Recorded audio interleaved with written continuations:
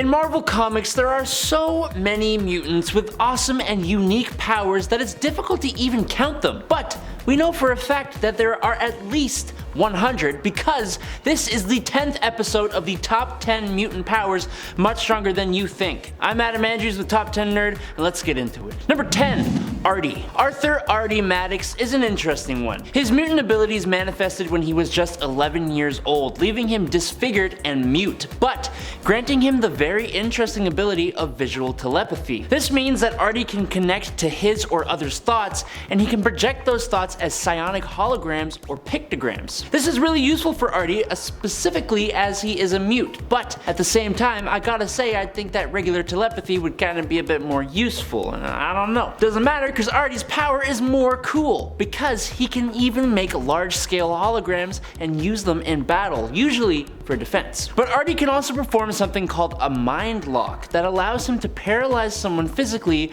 or mentally. I kinda hope he keeps evolving his powers, but we'll see. Number 9, I Scream. I Scream, that's I, like this, or Scream, like is a villain of the X-Men who decided he needed to destroy the X-Men using their danger room. He actually got pretty far in that plan too, and he was able to overload Cerebro, taking down Professor X temporarily. Now I'm gonna assume he did that by giving the device a brain freeze, because if you hadn't guessed, I Scream can turn into any flavor of ice cream, and then everyone screams for I Scream's ice cream. No, that's not true, sorry.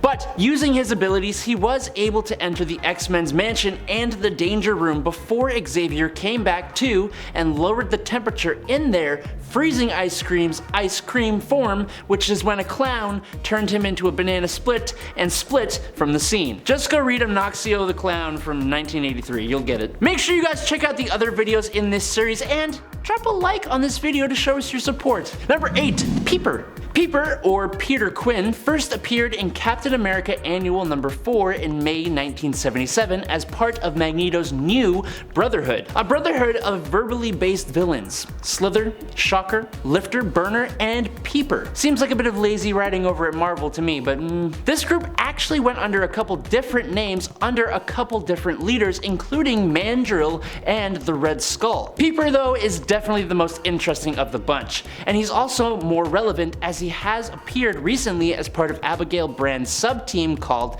the Six. On this team, Peeper played the role of the Eye, using his abilities to examine Chiron or Kerbon particles. That's because Peeper has the gift of telescopic, microscopic, and X-ray vision using his enlarged eyes, but he also had an offensive ability in the form of yellow or red concussive optic blasts. He also seems like a decent dude, despite usually being a villain. Number 7, Broo. Saying that a mutant is unique kind of feels redundant, as most mutants have pretty unique abilities from others of their kind, but Broo is even more unique as he is not a mutant of the human race. Instead, Broo is a mutant of the incredibly violent and parasitic insectoid alien race known as the Brood. This essentially means he can actually feel compassion and friendship, and he was born separately from the Brood hive mind, meaning he is not loyal to a Brood queen. He also possesses super genius levels of intelligence, making him one of the smartest students at Jean Grey's School for Higher Learning. So, Broo's X gene mutation is only really mental or psychological in nature, but being a brood, he brings natural body armor and fanged jaws to a fight, and recently, Broo actually consumed a king egg, making him king of the entire brood species, including the brood queens. Number 6, Big Bertha. Bertha Crawford, originally Ashley Crawford until she changed her name, had the mutant ability of total control over her body's physical size and mass. She can add or take away hundreds of pounds to herself at will, controlling her figure. This allowed her to become the highest paid fashion model in America at one point, but also allowed her to don the Big Bertha superhero persona. Using her abilities to add bulk and mass, she actually increases her durability and her strength to a peak of lifting 50 tons, allowing her to jump huge distances like the Hulk. No matter what size Bertha alters herself to though, she has a high level of athleticism. Ashley rebranded herself into a plus size model, which is when she changed her name to Bertha, and you know what? She still kinda killed it.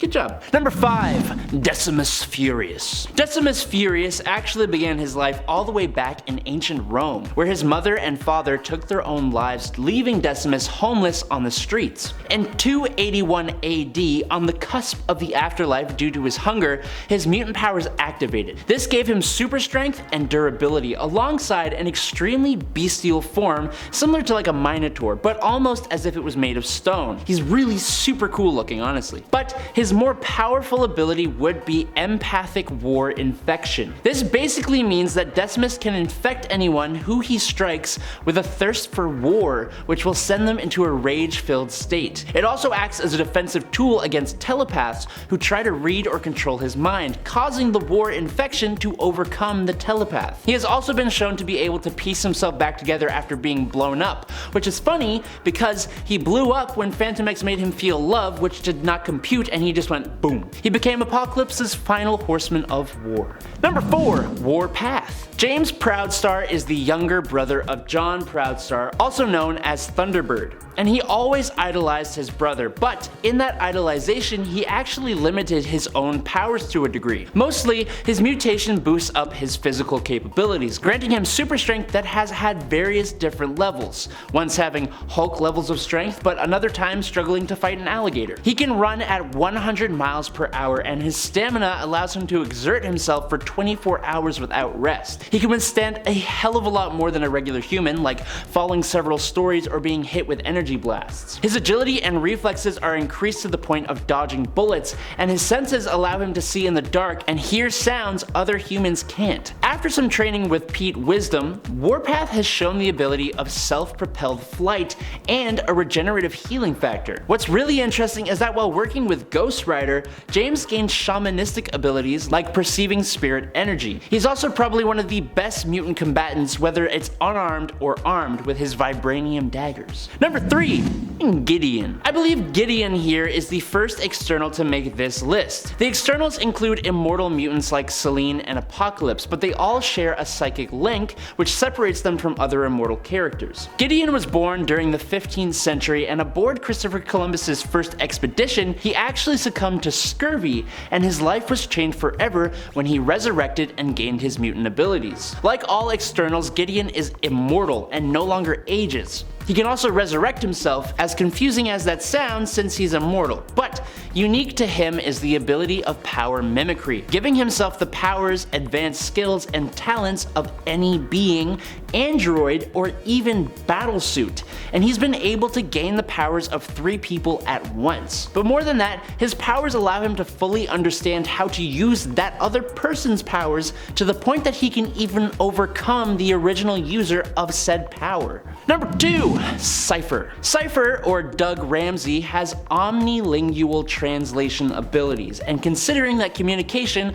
is an essential part of our everyday lives, whether that be with other humans, devices, or even our own selves, I'd say he's pretty powerful. He can translate language of literally any origin, even alien. He can read and decipher codes, including computer code, as well as read body language, subtext, and unspoken intention. More recently, everything he sees is interpreted as information, meaning he basically kind of just reads life. He can read body language to the extent he is able to predict people's moves before they make them. He can learn and perform spells for magic users, and he even created his own overly complex language that makes him immune to psychic mind reading. But Doug actually merged with Warlock, essentially giving Doug techno-organic shapeshifting abilities on top of everything else. And for our number 1 spot, we are going to talk about my number 1 favorite X-Men, Nightcrawler. Kurt Wagner was first introduced in Giant Size X-Men number 1 in April 1975, with the mutant ability to biophysically displace himself into the Brimstone dimension, travel through it with a subconscious sense, and then return back to our dimension in a different location, essentially teleporting. This all happens so fast it's almost instant, and it always is accompanied by the signature BAMF sound. Although he can teleport really far, even across the world more recently, he avoids teleporting to places he hasn't been before, or places he can't see, as he can accidentally end up appearing within solid matter, which could potentially end his life. Although he does have a small amount of spatial awareness that at least keeps his feet from teleporting into the ground, and he can even use the little demon things known as BAMFs as teleportation beacons that allow for teleportation to places he hasn't been before, even across dimensions. Through his unique physiology, he gains a few extra abilities as well, like a prehensile tail, microsuction hands and feet, and flexible bone structure, but he can also camouflage himself, bending light using the Brimstone dimension. But what a few might not know is that he actually became immortal thanks to the fact that recently